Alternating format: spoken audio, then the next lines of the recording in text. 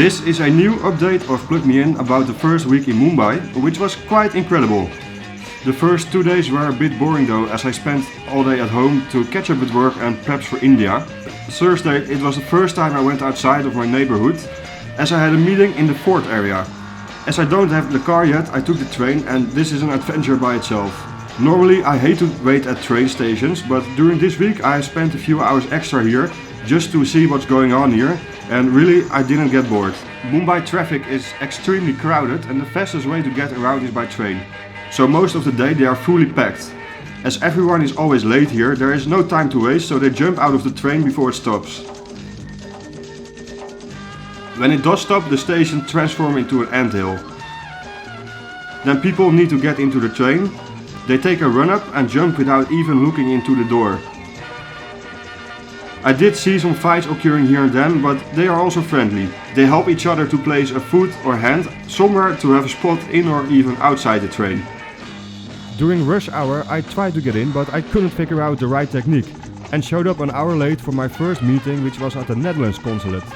I had a meeting with Martijn, with who I had been in touch for quite a while now, and he took me to the Ministry of Nieuw, a hub for creative people ran by Marlies, also a Dutch woman. She saw me on the Facebook page of the consulate and she offered me a workspace during my time here.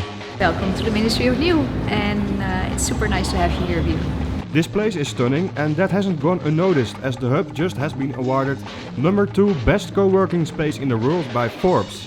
Pretty amazing job. So here I am working, but sometimes I work here too, or here, and here I was not working. After the meeting I had time for some sightseeing. This is the Chhatrapati Shivaji terminus, the oldest station of the city. I saw street food stalls everywhere, mobile bookstores. I got almost trapped by a cow, saw some special houses, and found out that also in the public buses they use the same crazy technique as in the trains.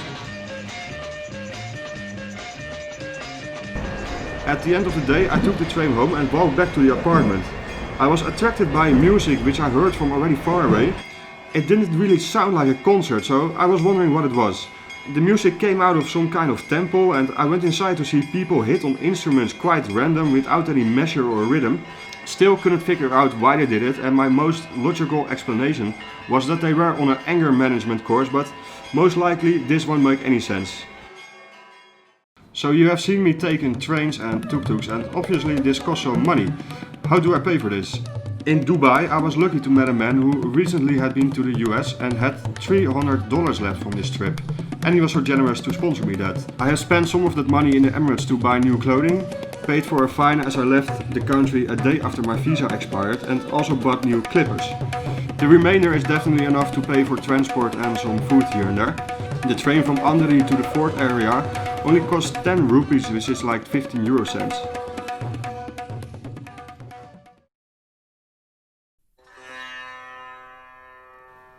Friday I spent most of the day working and got in touch with Frank, who is a Dutchman living here, and he invited me for dinner. I took the train from Chhatrapati Shivaji terminus, and as I stayed amazed by the train life, here are some shots of what's going on there.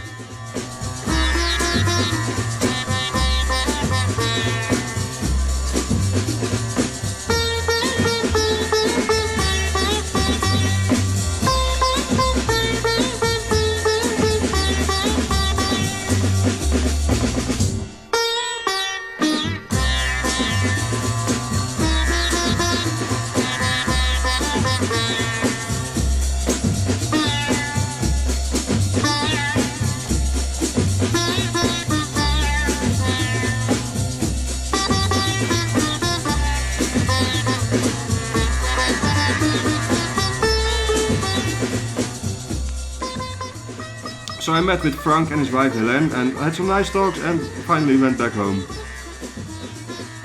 Saturday after work I was picked up by the driver of Guido, who is the Consul General of the Netherlands. He picked me up close to the Chhatrapati Shivaji terminus and finally learned the right pronunciation. Chhatrapati Shivaji terminus.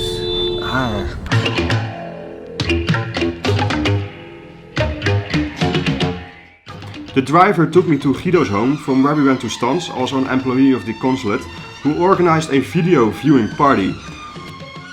Fun fact, it's common here to take off your shoes at home, so everyone walks around on their bare feet or sometimes on their socks. The movie was about the rich history of the Taj Hotel, which I will tell you more about later in this movie. Fun fact 2, Dutch expats never seem to get rid of their habits, so stroopwafels were also part of the dinner. Good stuff.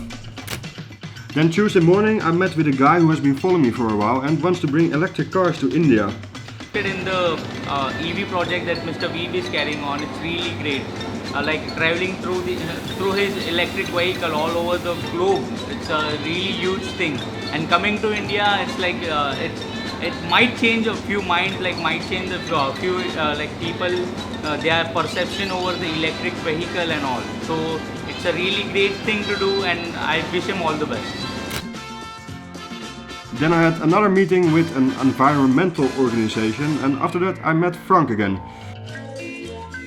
Frank, I can see your head, but alright, there you are. So Frank is a 40-something-year-old, grew up in Leeuwarden, and while traveling around the world he met Helene here in Mumbai and actually married her just 2 weeks ago. Frank showed me around the Fort area of Mumbai, which is all the way in the south and one of the oldest areas. First we got some food. This is a local delicatessen. It's some kind of dough with spicy water inside and actually tastes quite good. This is a typical dish. It's served on something which looks like a plate for prisoners, but actually they use this also in restaurants. Anyway, that doesn't matter at all who it looks, because Indian food just tastes damn good. We saw some nice colonial buildings and visited the Taj Mahal Hotel. This 5-star hotel was founded by Tata in 1903 and has had many big guests like Barack Obama and famous actors and rock stars. This was the latest episode of Plug Me In. Next week I hope to receive the car and then the road trip through the subcontinent will start, so subscribe to the channel and don't miss a thing.